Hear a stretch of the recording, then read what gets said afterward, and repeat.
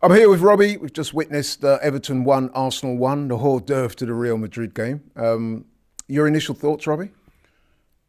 Wasn't the greatest game in the world, but, I think, really, I'm disappointed that we haven't won the game because we got a goal in the first half in which I thought we played pretty well. We all know that Everton's a really difficult place to go to. And then they get a goal back from what I feel was a very, very poor refereeing decision from a very, very poor ref. Again, I don't want, it's not an excuse. That's not why we're not going to win the league and all stuff like that before everybody starts, right? But honestly, yet again, we're seeing the standard of refereeing in this country is so poor as far as you know what, I've come to the thinking, right, that I'd like them to, any of the boffins out there, experts, work on trying to get AI to just do refereeing from now on. Just replace them all. Replace all the referees with AI. They have been so bad this season, so poor, game after game after game. If you look at that, right, first of all, I don't know if he's even really in the box, but Lewis Skelly, he is allowed to get across a player. And he is being held a bit by Harrison. It's kind of the two of them are coming together. I'd say more than a bit. And then if you actually look at it, right, Harrison, right, when he does go down, tries to get back up and play on, right? He's not even, to be fair to him, he's not even initially looking for the penalty. And then out of nowhere, this referee says again, well, let it be about me. And then the minute he blows that, they ain't going to overturn that. Honestly, every single game, we saw in the week with Everton when they played Liverpool, the Tarkowski one, he shouldn't even been playing in this game, right? VAR looked at, that's fine. And what are they looking at? What are they doing? Honestly, it's so frustrating. But yeah, it's another draw for Arsenal. Too many draws this season. And then after that, it was really, really difficult for us to get back in the game. But honestly, I've had enough of these refs this season, man. I have. I've had enough of them. I must say I'm with you on that.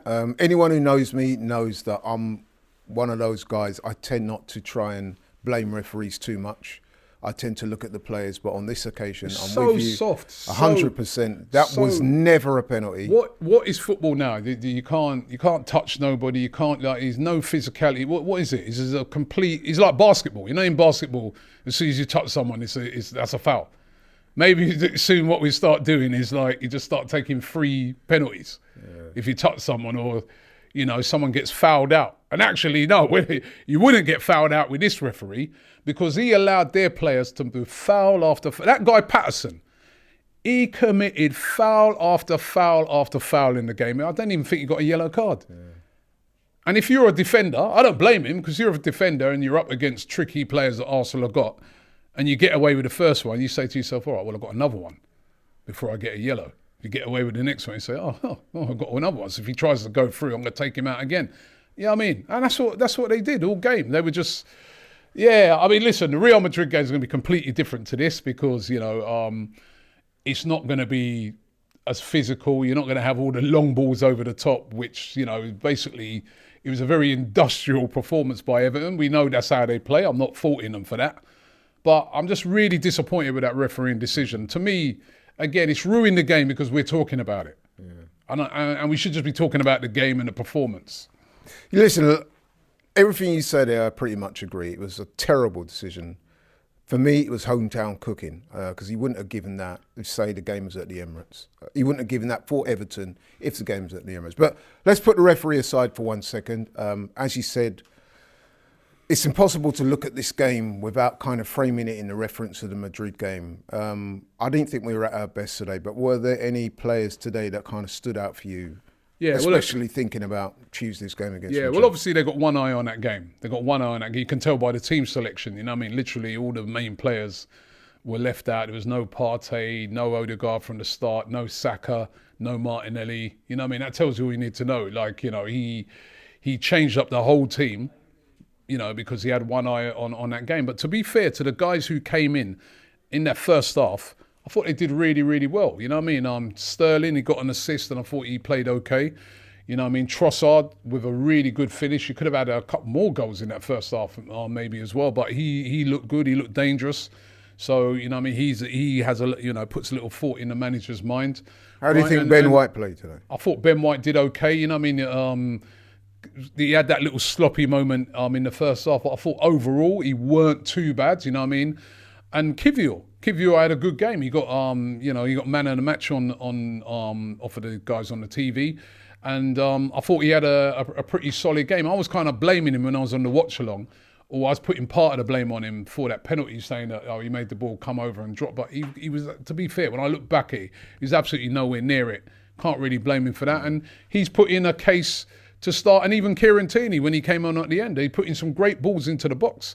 You know what I mean? I think one of those Marino could possibly have done better with. So all the positive for me today is that the players that came in, they kind of stepped up. They did all right. You know what I mean? So yeah, I think the first positive is the fact that there are no new injuries, which is always a great thing. Well, we don't know yet. Yeah. Well, it doesn't appear as if don't look like it, but you know what I mean? Somebody might have tripped up going down the tunnel or something. You know? So then you start looking at the matchups, and we spoke on the watch along about that. The left centre back.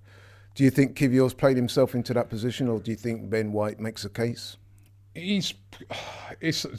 Personally, I wouldn't play Kivior, but I do think he's, if he plays against Real Madrid, you know what I mean, for that performance, and even off the other night, he's kind of earned himself the position. He hasn't done too badly.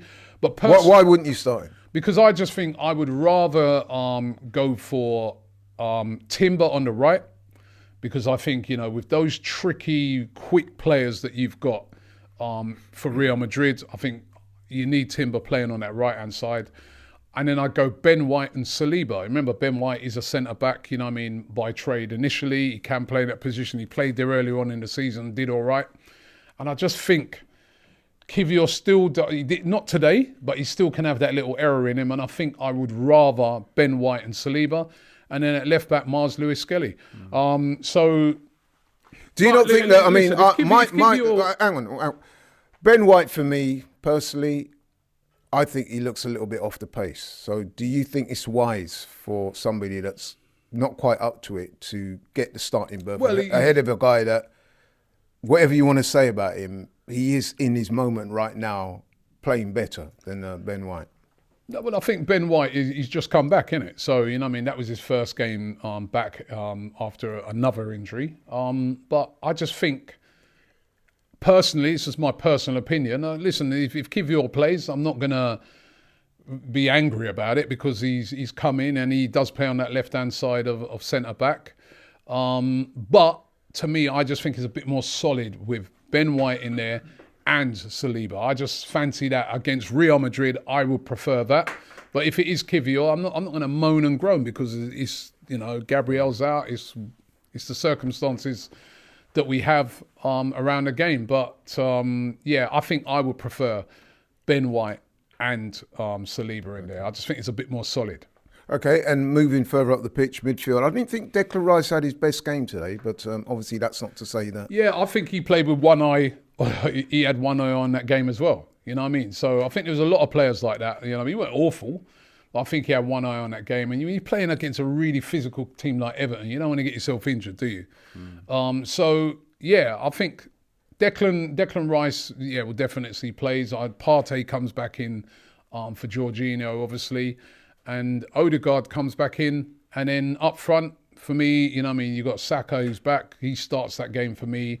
And then I'd play Marino down the middle. And then on the other side, I'd have Martinelli, who I thought when he came on today, even though he weren't in the game enough, and I put that down to he wasn't getting enough service from midfield, but the couple of times he did get the ball, he looked lively, he got that shot off when he cut in. He's looking kind of sharp, Martinelli. I'm liking how he's looking. I'm liking how he's looking ahead of this big game. You say that about Martinelli, and I agree. One person that didn't look that sharp today was Odegaard when he come on. He didn't really get into the game.